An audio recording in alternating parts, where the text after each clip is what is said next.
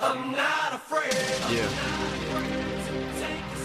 I don't have the trophies that match how big the actual records are. The one Grammy I have is for Crack a Bottle. I couldn't even have that without him.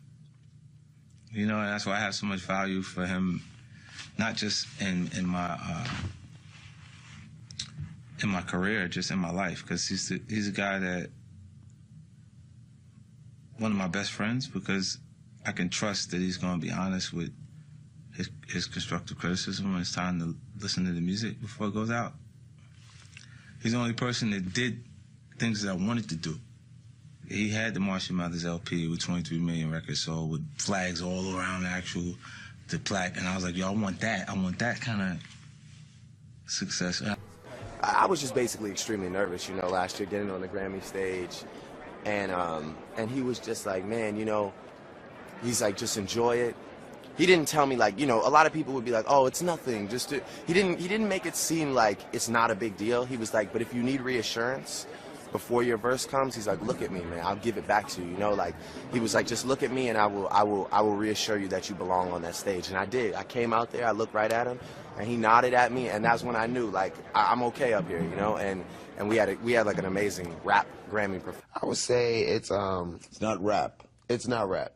It's a lifestyle, it's a culture, and it's for everybody now. You know what I mean? I feel like back in the day, more rap was just for a certain type of person. You had to go through certain things. You had to know certain words and criteria to be in the rap scene. Was it originally black?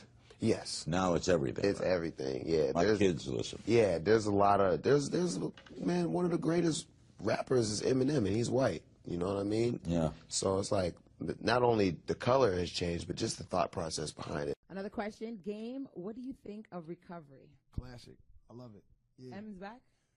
I mean, Eminem is Eminem. If you notice in hip hop, Eminem is the only rapper that nobody ever wants a problem with, including myself, man. Eminem is like the most lyrically insane. Even when I was going at 50 and me and Dre wasn't seeing eye to eye, man, I stayed away from the white dude, you know, because he a problem. You know what I'm saying? I understand it. You know what I'm saying? Like Eminem, I don't think it's a rapper he won't slay. And you don't even want a war with Eminem. You know, he crazy. Em is nasty. Okay. I don't care what color he is. I don't care none of that, man. You know what I mean? You know, real artists respect real artists, man. And especially like a conscious artist that sits down to write. Mm-hmm. And when he hears another artist that sits down and does his writing, and he know, brother, nasty. You know what I mean? Regardless, you can't take nothing away from his thoughts and his pen. Okay. You know what I mean? And M is nasty, man. I tell people to this day, if M was black, he'd be if M was black, he'd be the next Muhammad Ali, man. Unreal. What was that like? I mean, you gotta come on. I'm a fan of hip hop, so you gotta give us something. What was that like collaborating with him? Eminem he just is, right? He's like, I mean, we went out on a whim and just put it in the air, you know, that it would be great if M would collaborate with us for Pink Friday, and I didn't think it was gonna happen. I mean, I remember we kept talking about it, and I kept thinking, I really was saying in my head, I know it's not gonna happen, but you know, it doesn't hurt. So I sent him one record, and he didn't love it. And did that hurt your feelings to have Eminem say no, okay. No, because he didn't say, you know, artists talk to artists differently. He didn't say I didn't love it, but he just said, could you send me something that's a little bit more me? So I understood that because I'm an artist and I've had to say the same thing to people. So I remember I sent an email back and I said, you know, I want to thank him just for saying that, just for having enough respect. Because some people, like, you'll send them and you'll ask them, you know, if they would work with you, and sometimes they won't even respond or say anything. But like with M, he had the respect at least to treat me like a peer and say, you know what, I think it's dope, but I don't think it's me. And I just was like, I respect that so much. Social media is that you try to sound like Eminem, and I know he's an influence of yours. Is that a compliment or an insult? Because no rapper wants to be considered an imitator. Yeah, I take it as a compliment because I'm a student of the game first. Before I jump to any type of booth, you know what I'm saying? I know my history well, you know, from Eminem albums to Pac albums to Dre to Snoop. So, you know, they hear elements and different pieces like that, then, you know, so be it, because Eminem is, you know, one of the greatest of all time, and nobody can take that from him. Mm-hmm. I can't take it. New artists can't take it. No, nothing. That boy wordplay is out of this world, excluding the fact of whatever racial color or hip-hop is hip-hop, and he got it. Let's say an Eminem call you. You can only work with one or the other. Who do you pick? Didn't even let me finish my sentence. No, I'm sorry. Jay-Z is incredible. I hope I get the opportunity to work with him, but Eminem, because he's going to rap. So I got to make sure I do my best to keep up. Okay. Jay-Z, that's just swag. That's just having a good time. You know what I mean? So. Sure. I don't think Nas is bigger than Eminem. You know, obviously Eminem is the biggest rapper of all time, statistically. You know what I'm saying? And Eminem is like definitely sold more records, but as far as artistry and impact on the culture, I think they're in the same category. Nas, Eminem, Jay-Z, Biggie, Pac, you know what I'm saying? They just woke up and just had the idea of rap in their head and didn't see it somewhere else. Like, we saw it somewhere. The reason all my favorite rappers, they saw it somewhere, and their favorite rappers, they saw it somewhere before they did it.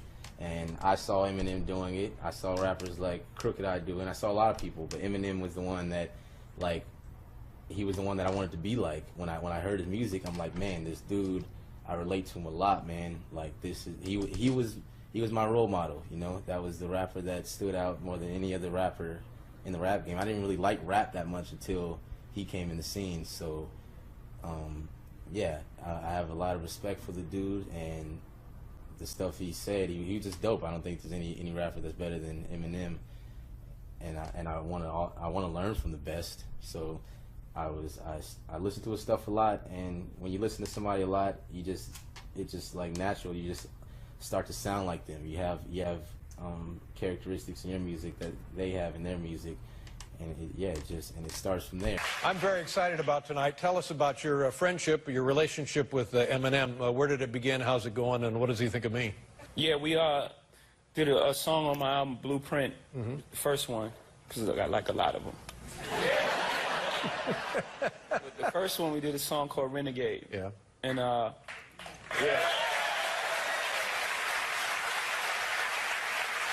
And it was really good. It was really, really good. And what the tours strike? It's not a tour. When you make really good songs, you become friends. Yeah, it's a. And with me and my brother Chris Calico on it already, and sending our verses to M and hearing him say, "Man, Calico killed it. You guys killed it." That's like the best rapper telling you that. You know what I'm saying? So your head is already inflating. Like, y'all was dancing in the studio. You was up in there, ooh, back to your b-boy days. You know what I'm saying? Yeah, bro. It was like it was validation. Now, keep in mind that we already knew that we were MCs. You know, we always known that we just murdering everybody for real lyrically. But to hear it from the guy that murders everything, you know what I'm saying, is a smiley thing. You know, the sizzling it's a happy as thing. You see that? You know what I'm saying? That's why we got it. Yeah. Let me tell you something, man. From my own opinion, the greatest rapper alive, and probably there ever will be, is Marshall Mathers. You know, and I swear to God, I'm not saying that because I was saying that before I was signed. You got Eminem, who's been in the game for so long.